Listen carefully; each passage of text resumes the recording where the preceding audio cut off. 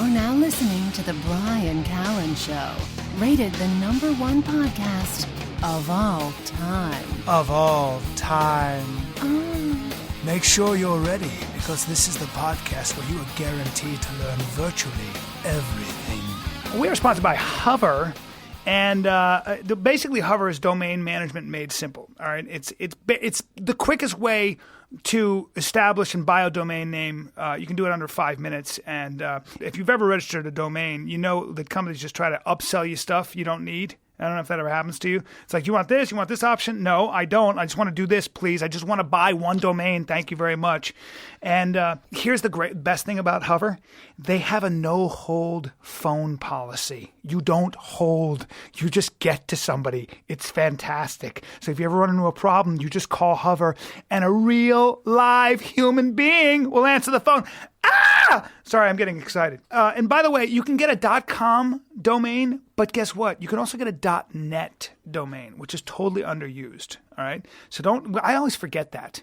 I'm always looking at .com, but in fact, you can use a .net. I know a lot of people that are doing it. So I say do it. It's easy. It's a pretty popular choice.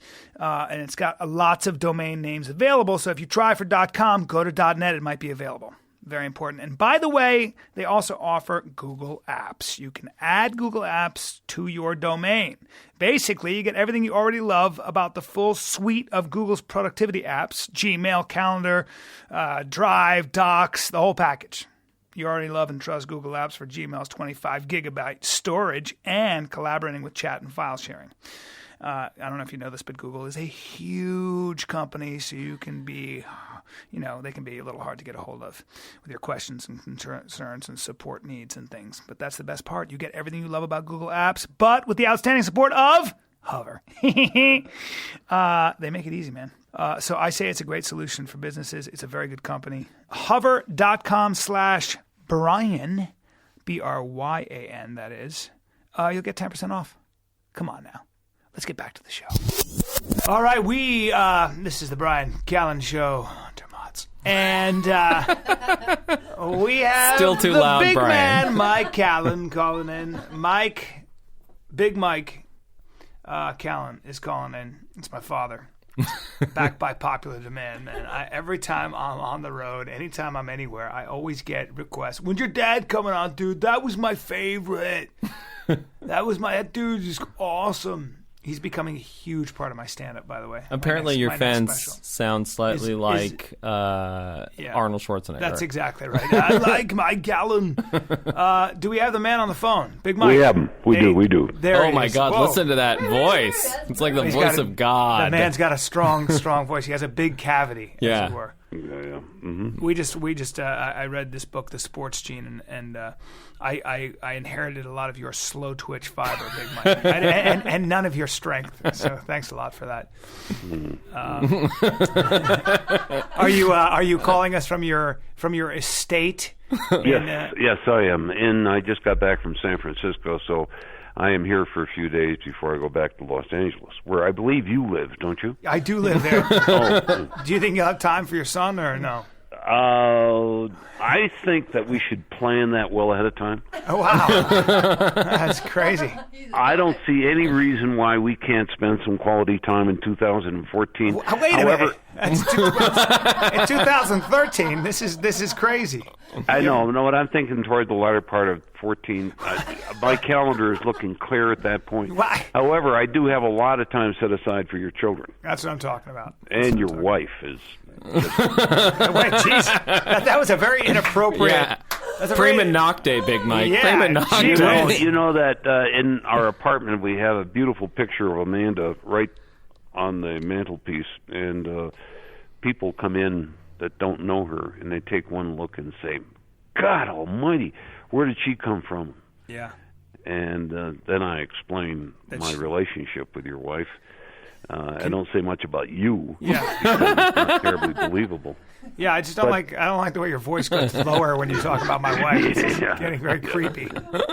Your wife. Whenever somebody says that, your wife. What is going on?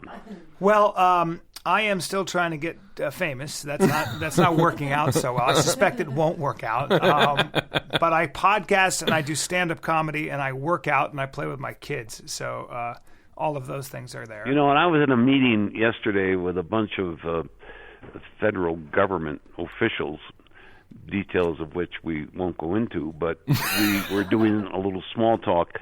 And I said, yeah, my son's in the TV and movie bill. Oh, really? Really? I said, yeah. What's his name? What's his stage name? Bryan Callen. Silence. What?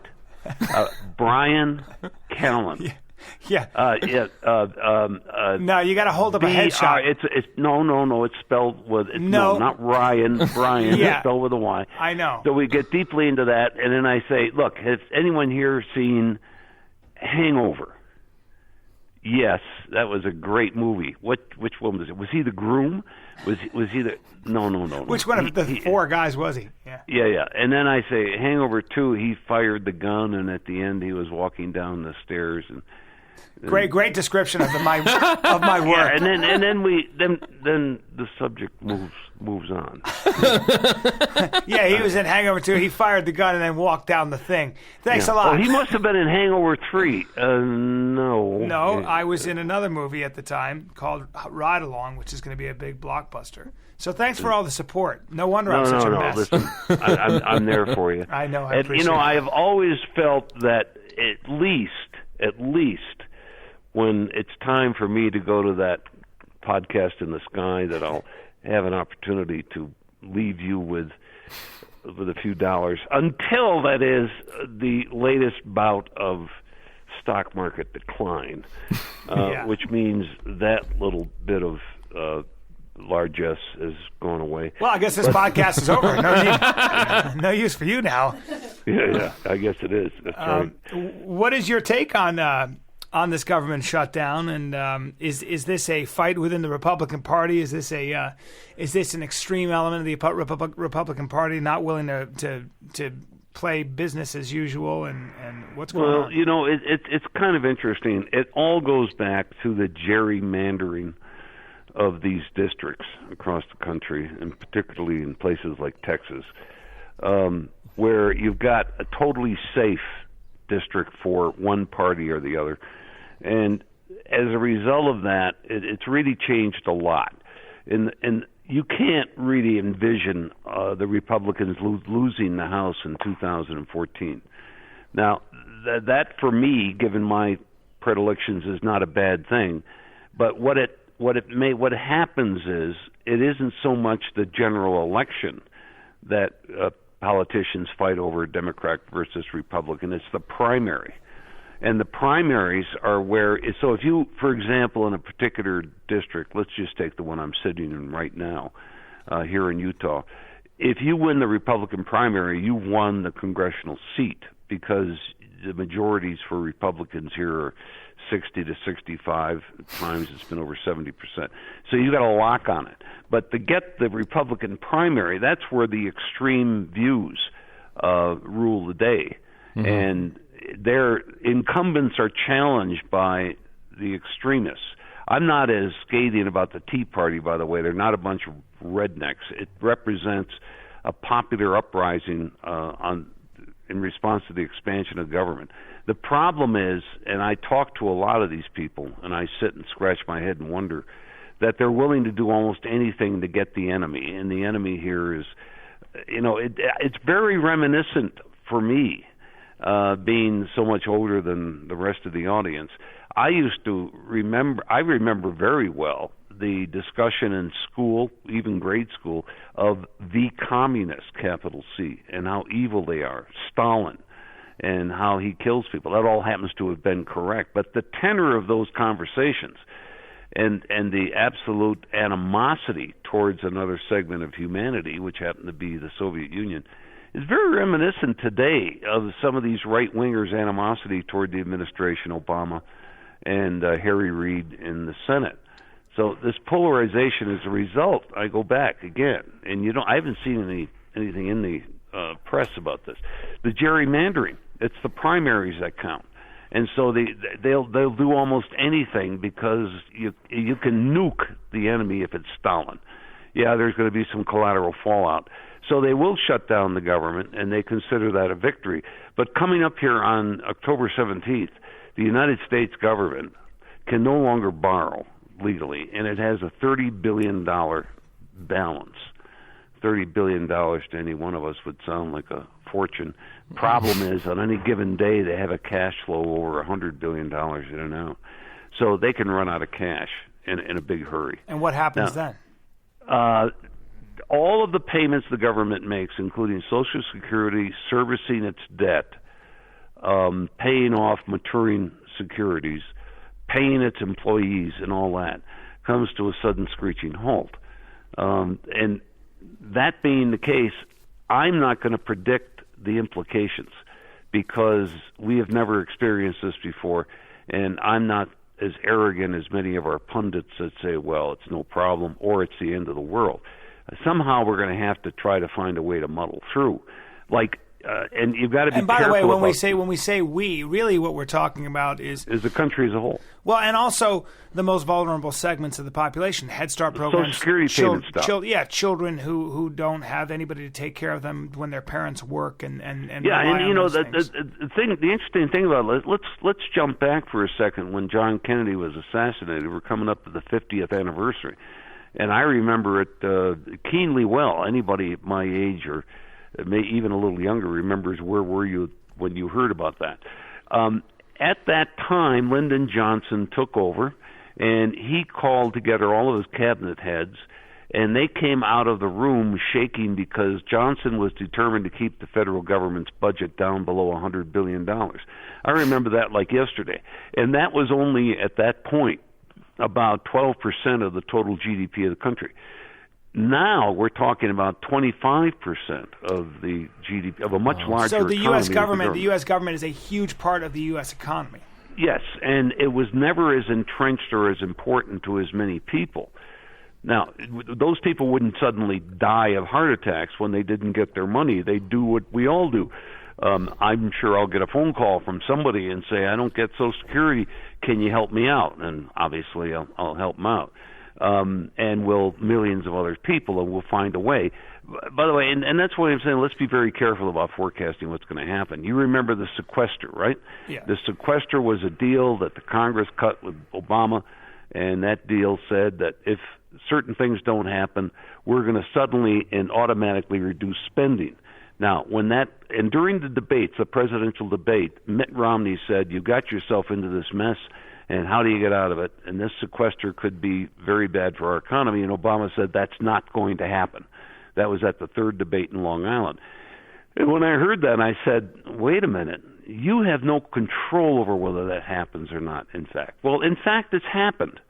And coming up to the deadline, now it's not anything like as big as October 17th, nothing like that. But nevertheless, it was about a 10% cut in discretionary expenditures. Explain what that is. Well, entitlements like Medicare, Social Security, and Medicaid are written into the law, and they're not discretionary unless you have Congress pass another law with the president signing it. There is a law of the land. They go out no matter what. And discretionary spending it's just part of the landscape right now. Discretionary is where the military is going to buy a new system. Some government department is going to put in a new information technology. 1,000 different things. By the way, that's a smaller and smaller and smaller part of the government's budget. And maybe should be a bigger part. Let me put this in parentheses before I finish this sequester thing. Going back again to Lyndon Johnson, you can go long after that. We could go all the way up to Jimmy Carter. The discretionary part of government, you could have a legitimate debate and say we shouldn't be spending this much, we shouldn't be putting people on the dole. That has become much, much less relevant because no president or Congress, unless they do something extraordinary, which is very, very improbable given the politics of the nation, can have any impact over where most of the money is being spent. Medicare, Medicaid, Social Security are the big ones, and now we have Obamacare. So a very, very large part of the total wealth of the country is now being spent and administered by government, and there's all kinds of problems with that because I will tell you the opportunity for fraud and the evidence of the amount of fraud is astounding. But you kind of expect that. But I don't want to be an extremist on that. But let me just finish the point so we've got a closure. The sequester, the president and left-wing members of Congress were standing up every day on TV and saying, this is the end of the world if this goes through. The Republicans have to cave. Well, it's now been in place for a month and a half or more, and it's almost, again, part of the landscape. We've all adjusted to it. You didn't see any impact from it. I didn't. If you happen to be in the National Park Service, certain parts of your budget have been cut. You've had to reduce some staff. Same thing with air traffic controllers, but then because we didn't want airplanes meeting each other at 30,000 feet, there was an immediate special act by Congress to take care of that, so they didn't have to furlough these guys. But my point is, and this is the general point I'm making, and I feel strongly about, the people that want to control everything in a Washington or even in a corporation feel that with their control, everything will be okay. And if they don't control, everything goes to hell. Well, the truth of the matter, history tells us something quite different. And that is that of the billions of people, if you will, having lived, you have too with me, in various countries, you've seen this in different forms. Whenever something happens, people adjust. They adapt. They adapt to it. Yeah. There's an excellent book by Nigel Lawson, who is the former Chancellor of the Exchequer in the UK and a very intellectual person who I've had the opportunity to talk to. He wrote a book, and it was called An Appeal to Reason, and it was about global warming. And he felt that the policy recommendations in response to global warming were crazy and couldn't help but do more damage than they could do good. And he said, if I accept the global warming argument, which, by the way, has recently seriously been called into question. Well, global temperatures have stayed flat since 1998. 15 years, and some of the explanations. And that's according to the Intergovernmental Panel of Climate Panel. That's according to the science of measurement, which is done mainly by an organization in the UK. Yeah. So people are having a little difficulty explaining that. I got an explanation recently, which was so discombobulated I couldn't understand it. It was incomprehensible. The point is, try to get the American public to give up more of their earnings and more of their freedoms because of an imminent threat, which doesn't seem to be exactly at the door, despite all the predictions to the contrary. But going back again to the point, that I find that it's very difficult to be an Al Gore in today's world, thank God, because what happens is the evidence keeps coming in that if something happens, as Nigel Lawson books points out, if something happens, people adapt to it. Free, intelligent human beings take measures to adjust to it. And you don't need a central coercive authority which sets up a new ministry of global warming, which will never, ever go away. Nor will it stop global warming. No, it might even make it worse. We've got plenty of evidence to that. But let me just say this. One thing you can be absolutely certain of, death taxes, and if you set up a ministry or a secretary or a department of global warming, and we suddenly had an ice age come back so that we all had to have our heat turned up high in July, the Department of Global Warming, with its 20,000 employees and its budget of $20 billion a year, would continue. It would continue. And the reason for that, and the reason that's happened throughout the history of the United States government, is that you suddenly hire 20,000 people. They have a vital interest in keeping their jobs and growing their jobs, and they become very, very active lobbying Congress. You and I just go on living our lives day to day. We don't have time for the Department of Global Warming or the Department of Agriculture or the Department of Energy or all these things that Jimmy Carter felt were so necessary to the continued survival of mankind. But we're not going to spend the time these 20,000 people do. They're the ones who are going to make all the campaign contributions and do all the lobbying in Congress and do all the. Well, there's also a private enterprise cottage industry that grows up around these things that profits off them. So now I've said on these conversations before, when we lived in Potomac outside of Washington, and we joined a golf club, I don't remember ever teeing up my first, and this was a golf club you had to have money to belong to and to maintain it. I don't ever remember teeing up a golf ball to start a golf match and introducing myself to my fellow players that I hadn't met before, who were not lobbyists and who did not, when they would invite us for cocktails or something, did not have a very spacious, well-appointed home. And they didn't produce anything. They basically just lobbied the U.S. government. They produced legislation. They produced remember legislation. that Montgomery County, where we lived in Potomac, Prince George's County, Fairfax County, which is all these bedroom communities around Washington, D.C., have the highest per capita income in the United States. Now, whoever designed that?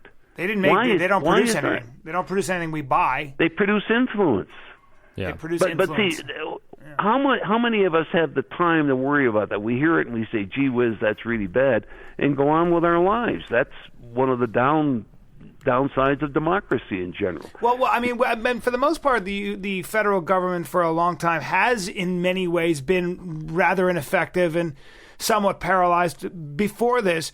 And states have stepped in where the federal government was not. I mean, there are a lot of states that have had their own sort of internal revolutions and their own ways of dealing with a lot of problems. The states have been marvelous. I just sent a donation to Scott Walker in Wisconsin.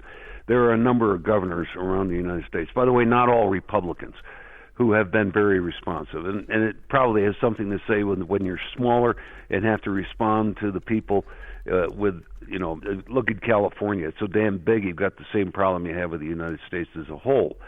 But I think the states have been leading the way here for a good period of time with experiments and all that. And that's where all the resistance to Obamacare comes from.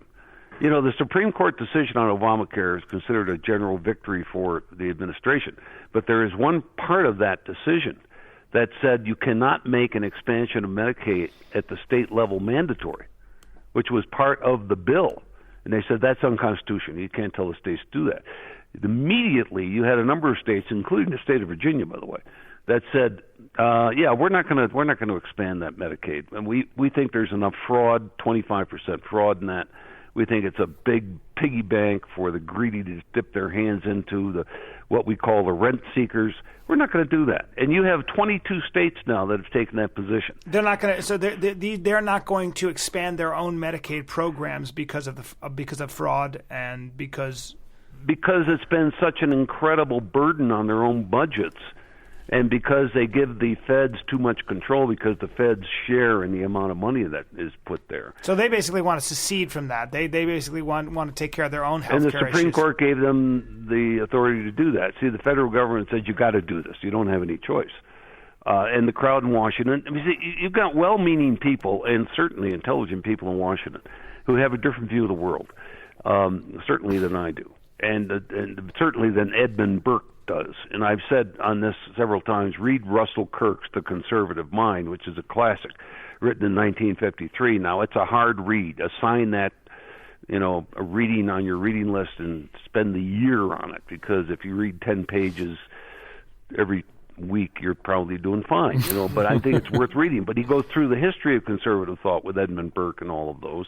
And there are things that many of us, even somebody like me, doesn't agree with. I mean, he doesn't chastise the world for slavery, and I think he's got too much emphasis on religion and the spiritual for my taste. But he also says that societies throughout history have had a place for aristocracies and elites, and they've had a place for tradition, and tradition is very important. And the world has not been kind, the history of the world has not been kind to central authorities forcing people to do it their way because they think it's better for the greater good. And you get there's a lot of people in the White House today who would not agree with that. Yeah. They think that if you set up a massive program, but when you put the evidence because the setting up of the massive program at the end of the day is really at its root about socializing equality. It's essentially about figuring out a way to level the playing field from on high. And leveling the playing field is a treacherous slogan, by the way. You and I have talked about this before. When you say somebody says, I want to level the playing field, and you peel back that conversation and get into your third level, what you discover in one way or another, They're saying, I want some of what he has got. Mm-hmm. Yeah. Well, that's always what Milton Friedman always talked about. There's a big difference between equality of opportunity and equality of outcome. Right. You know? And what you're seeing now more and more is equality of outcome is what people are seeking. And the only way they can do that is to take it away from those who have, been successful. The thing is that the internet, I feel like at least the internet, which is the last frontier, that is the America that the economists I think talked about that too. That's the America that works. We still at least have commerce that is by and large unregulated by the federal government. But are we going to settle for that? I think the point is that there's a trajectory to societies, right? And what Big Mike is talking about in terms of rent-seeking, that's something that settles in. I mean, Manker Olson, who, talked about that a lot, he was an economist, but he's got a great quote. The incentive to produce is diminished. The incentive to seek a larger share of what is produced increases. That's what happens over the course of societies, and I think that's the problem is that there is more and more of this rent-seeking behavior. There are lobbyists. This book, The Sports Gene by Dave Epstein, which I recommend to everybody. We're going to have him on the podcast, but that book is a good example of how nature certainly doesn't create an equal playing field. There are just some people that are born with stronger bodies, more linear bodies, more testosterone, whatever it might be. So it seems to me that you want to. The fact of the matter is, competition and meritocracy is really what it's about. I do think that we do have issues of discrepancy and equality in this country. Of course we do. I do think that there has to be some way we can get people in the inner city and people of color who don't have the same opportunities. We have to figure out ways to inspire better education, better nutrition, more access to the things that most of us have that we're at least in this room. But where does that's a debate. That's a separate debate. But it seems to me that at the end of the day, you certainly believe, Big Mike, that the U.S. government is not usually the entity one should turn to solve these kinds of issues that we all care about. Look, age is useful, not for everything, for some things. I was there as a conscious adult when the war on poverty started, and I can't remember anybody being against it. John F. Kennedy, to his credit during his campaign, said, I went into Appalachia and I saw people I never realized existed. These are people who were living for what they grow and eating what they killed. And if they weren't killing, they weren't eating.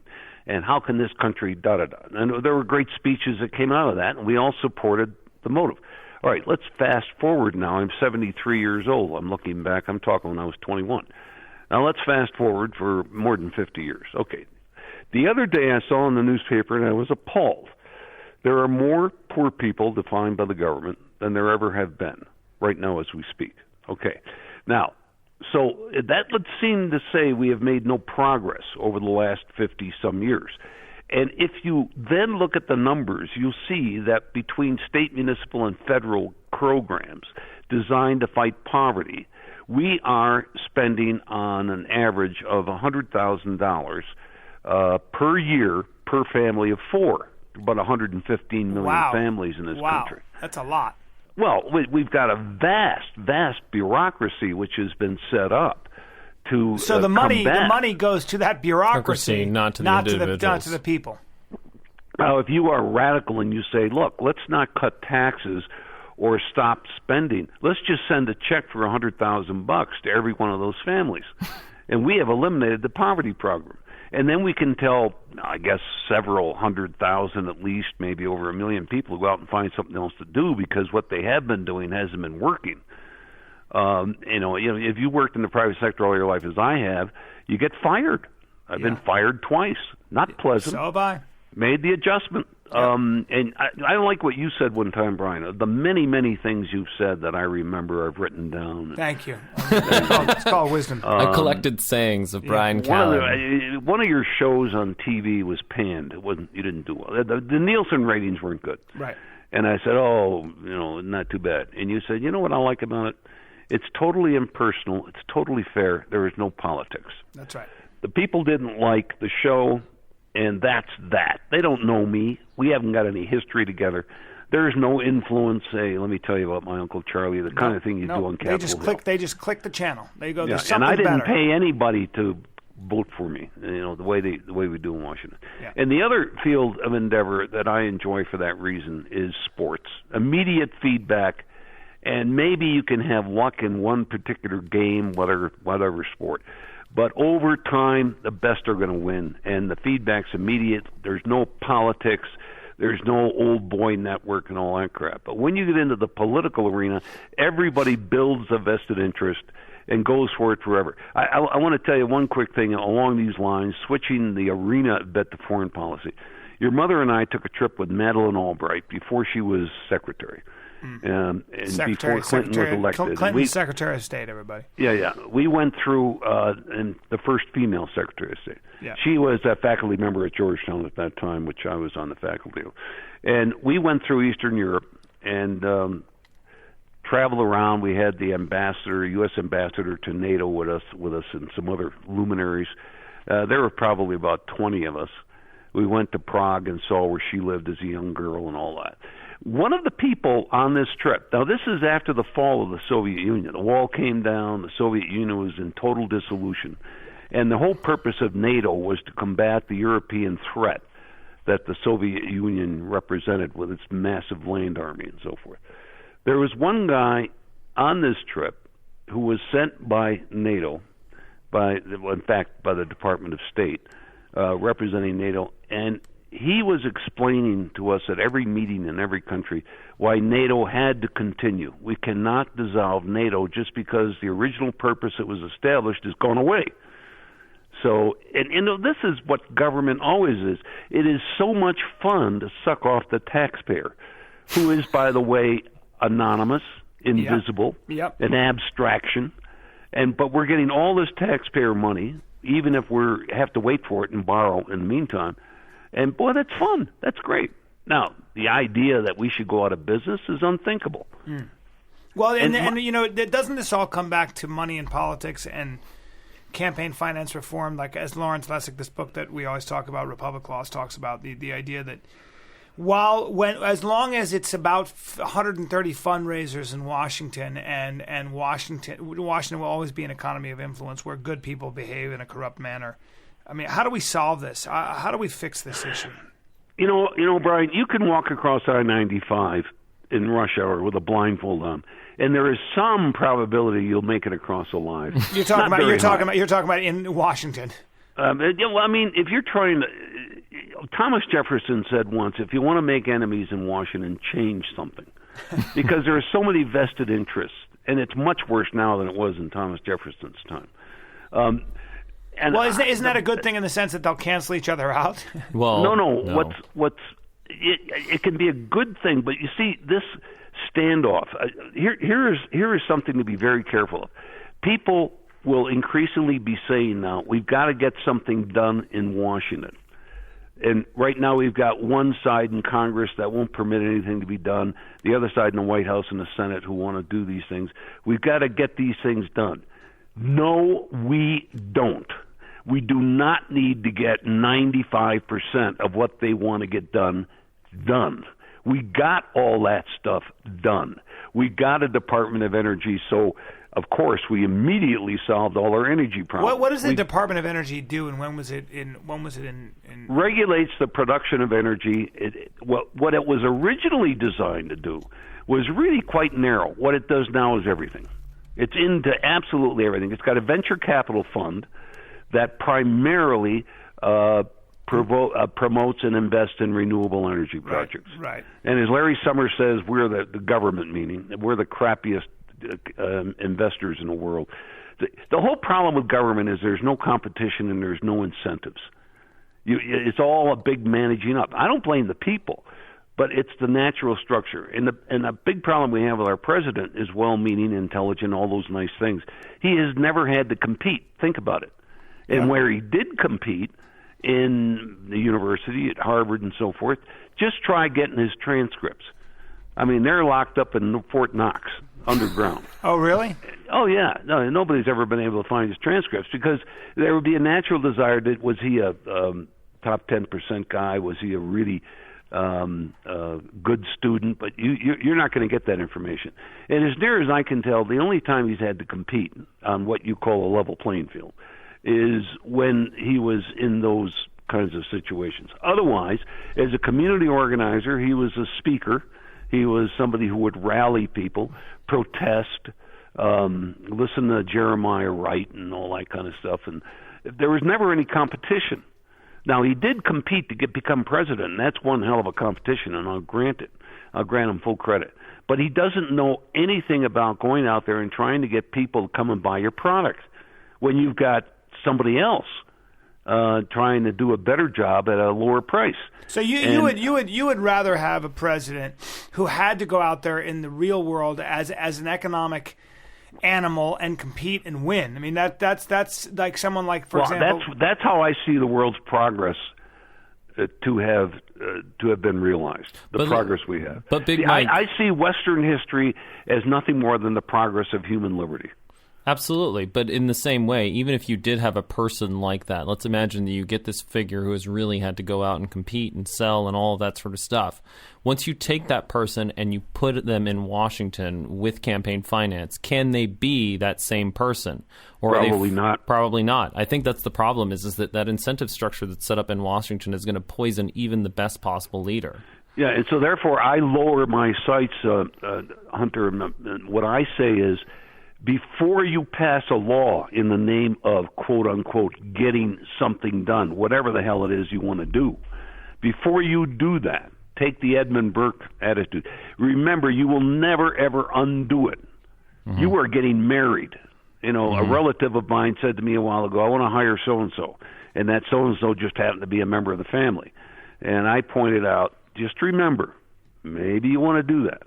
But are you buying yourself a shipload of problems in case you've got to fire that person? Because it's almost literally impossible to do. It's literally impossible to undo an act in Congress. And this is what the desperate Republican effort to do something about Obamacare, which they have a lot of popular support for. It's almost impossible to do that. Defunding it is just not, no matter what Ted Cruz says. Right. And so, and the other thing is, remember, and this is not a good thing, you into the situation we're in, where you have this polarization, and then you get somebody like Ted Cruz out of Texas, and he's just, by the standards we use to measure, not reasonable. He's an extremist.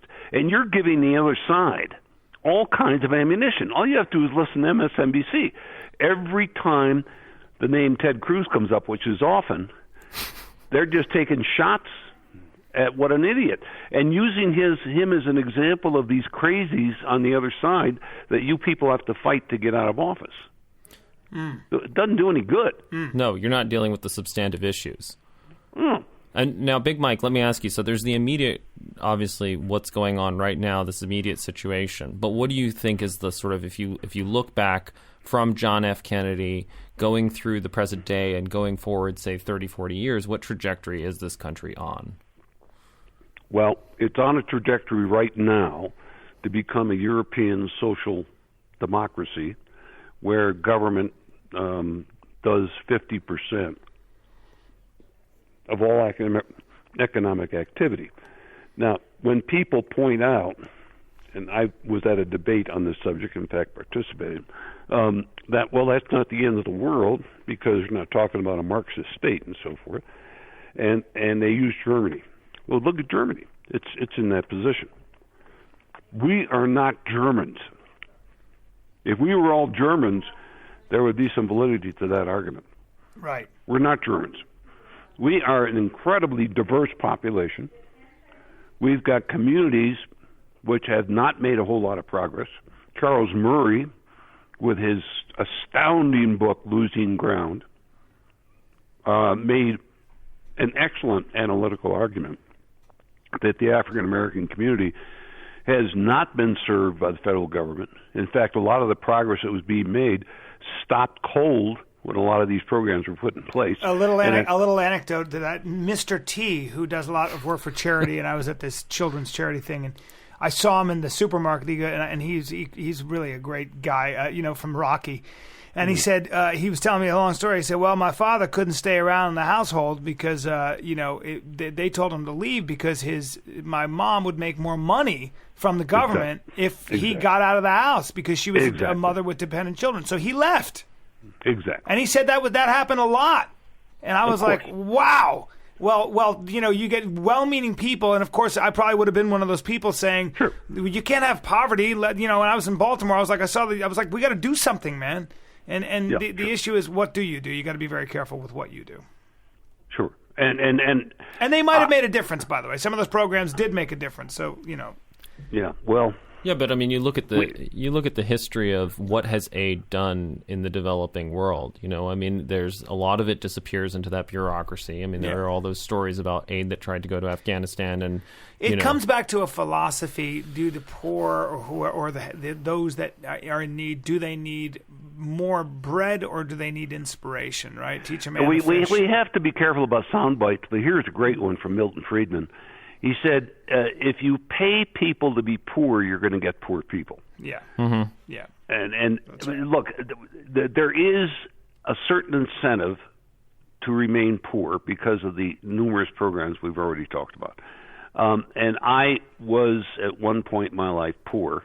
And at today's level of support, all of which you could make great speeches about, and to make speeches on the other side, you don't sound very good, and you're going to get booed. But the reality can be something entirely different. I'm not entirely sure I would have busted my hump,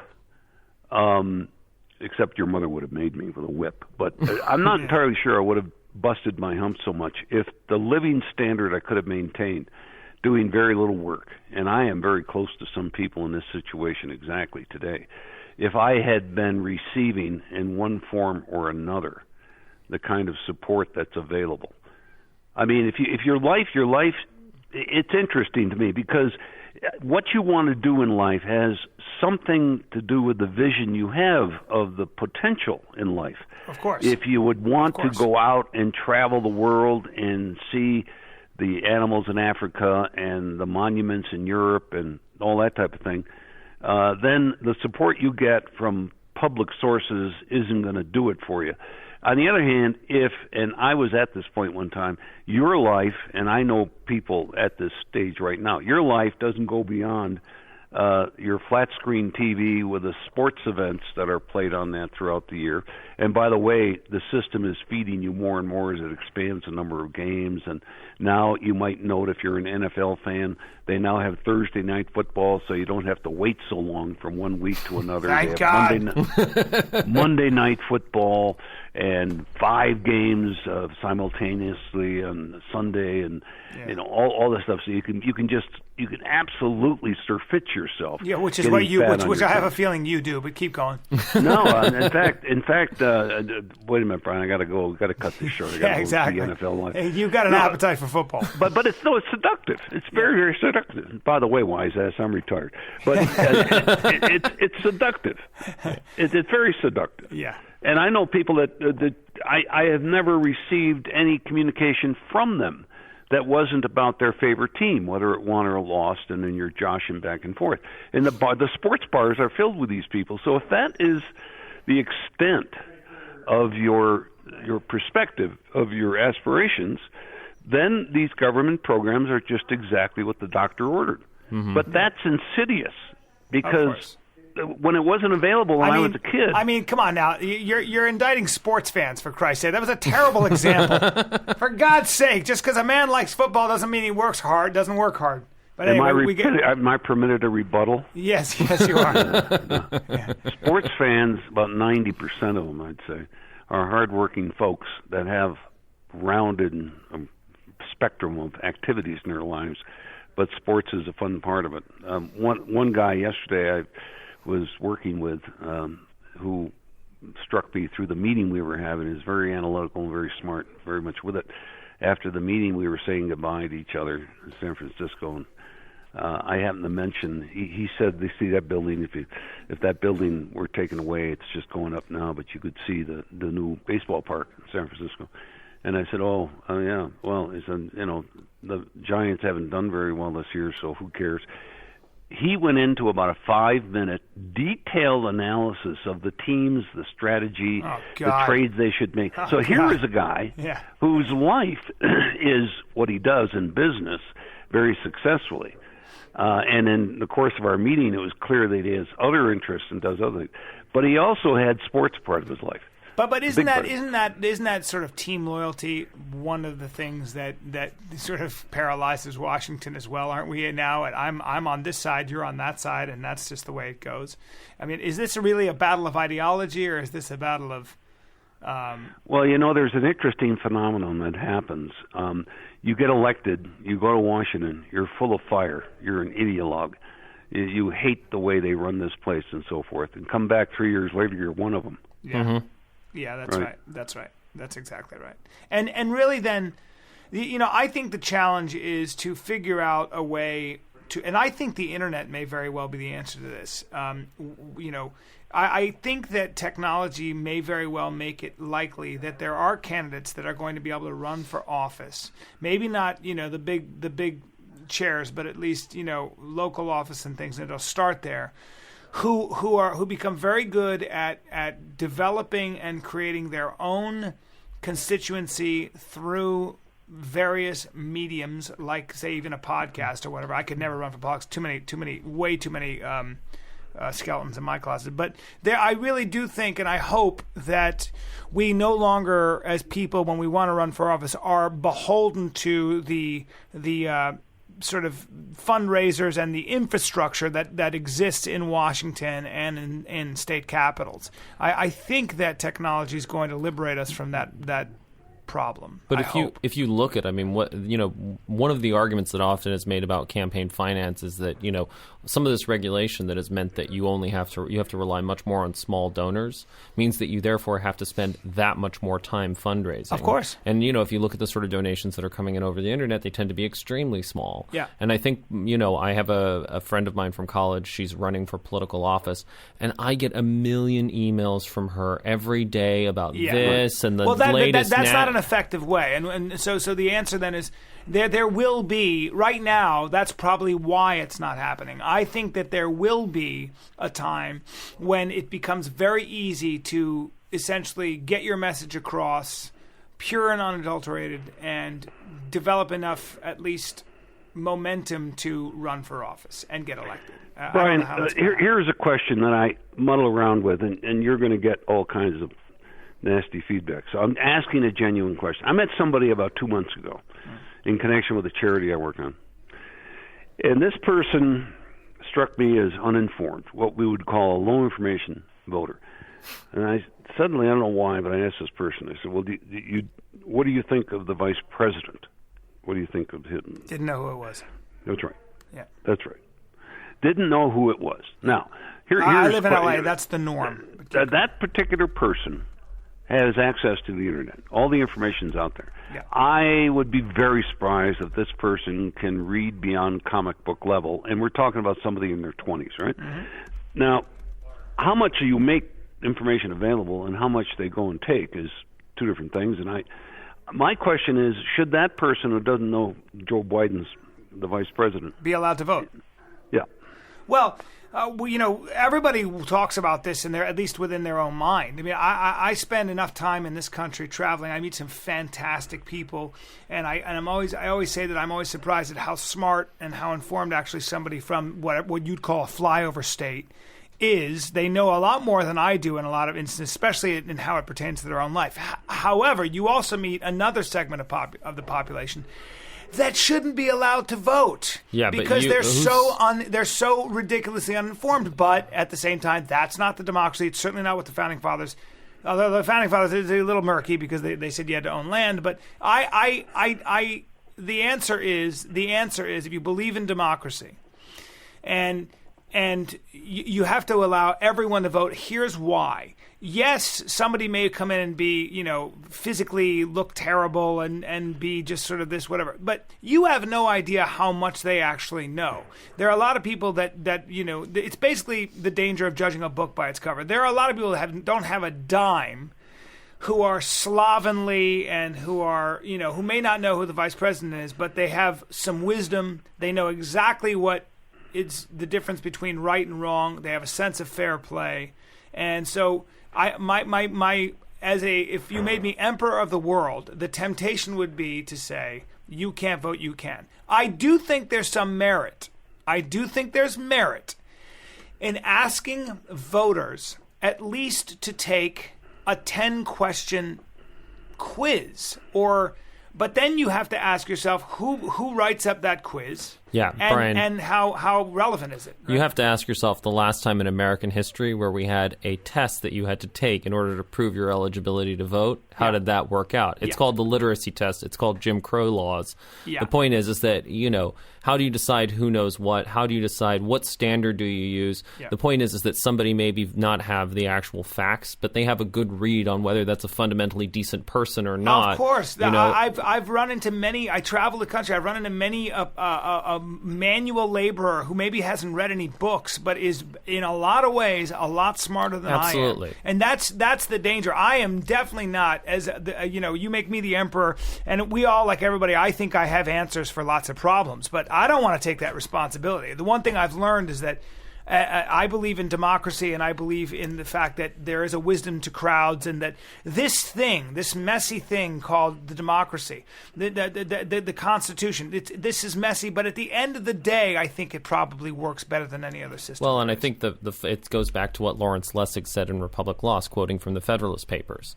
The point is that the government is supposed to be accountable to the people alone. Mm. And the problem is that they're not just accountable to the people. They're accountable to the lobbyists. They're accountable to the people that they raise money from. They're accountable to a whole bunch of people. That's it, absolutely. It's graft. It's corruption. It's not being responsible just to provide. I mean, I think, what Big Mike has talked about is competition, right? And to bring that back to sports, right?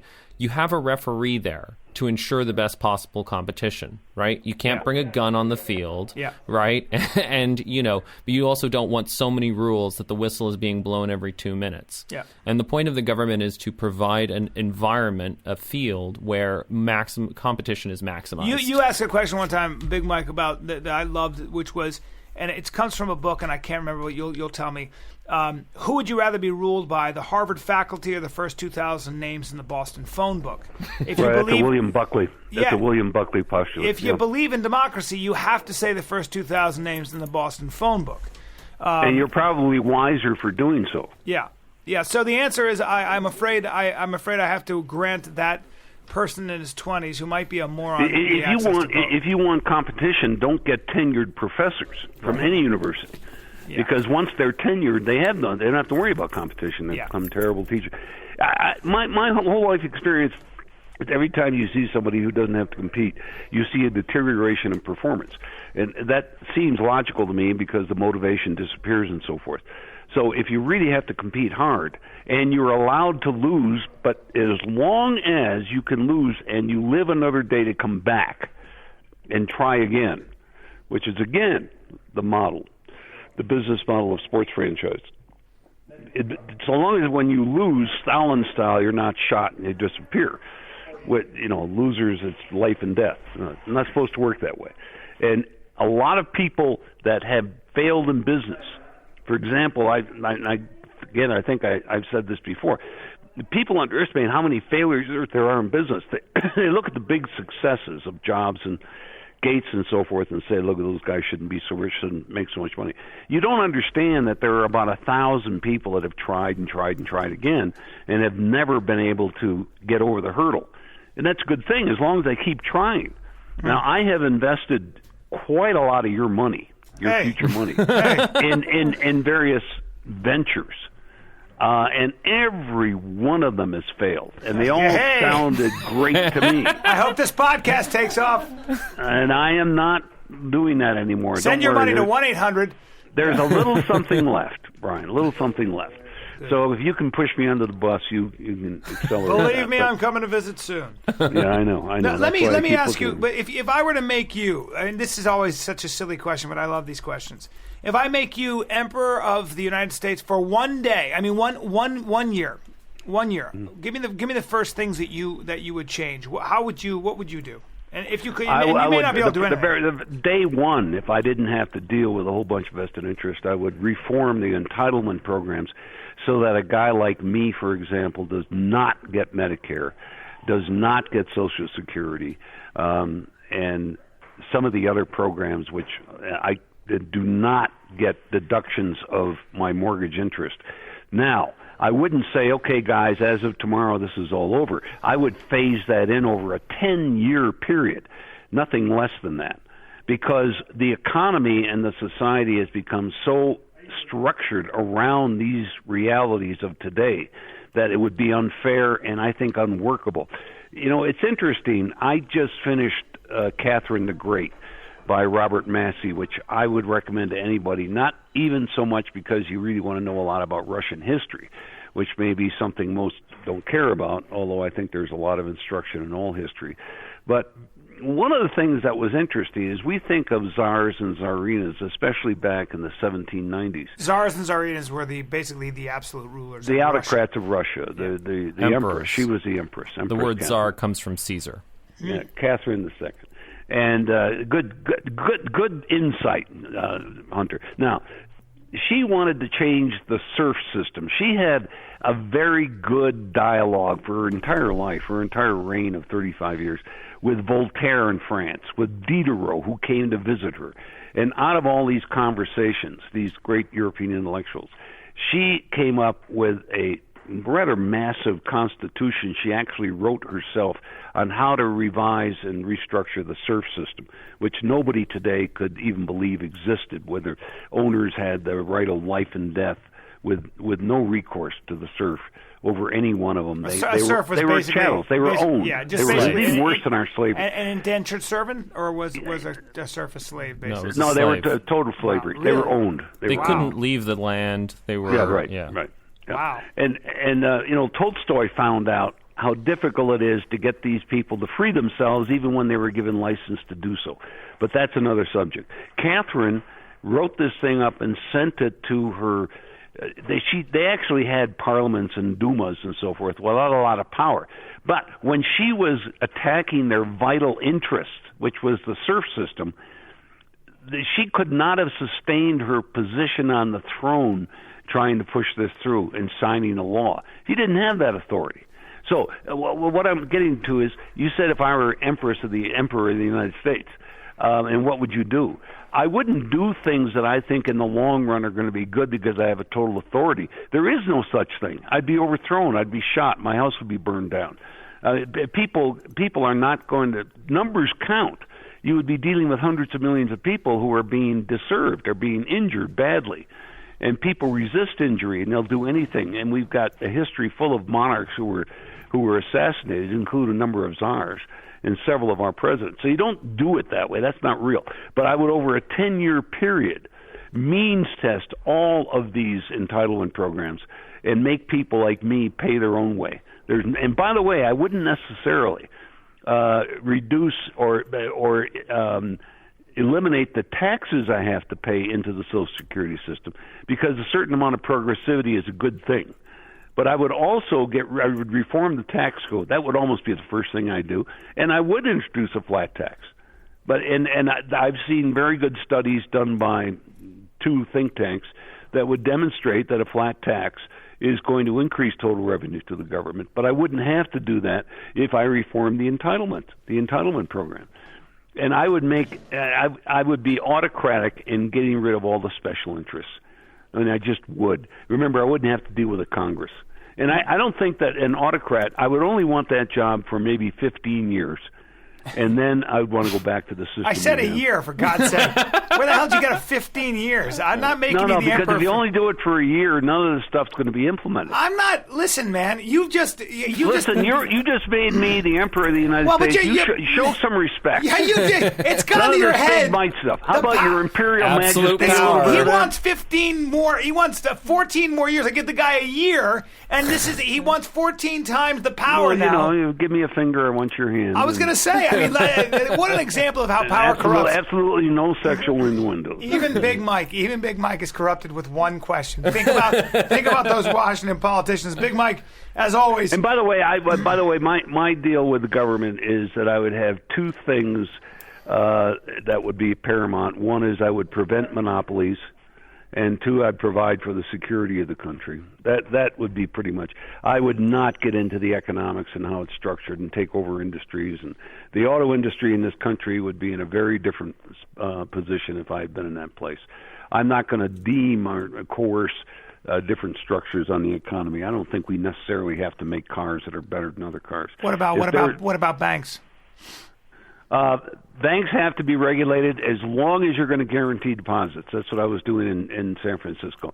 Let me just tell you a little vignette here. I was in San Francisco because I've been asked to join the board of a bank because they need independent directors who are not ambitious and who can't be bossed around by the CEO. So they got three of us, and I was honored to be asked to go into that.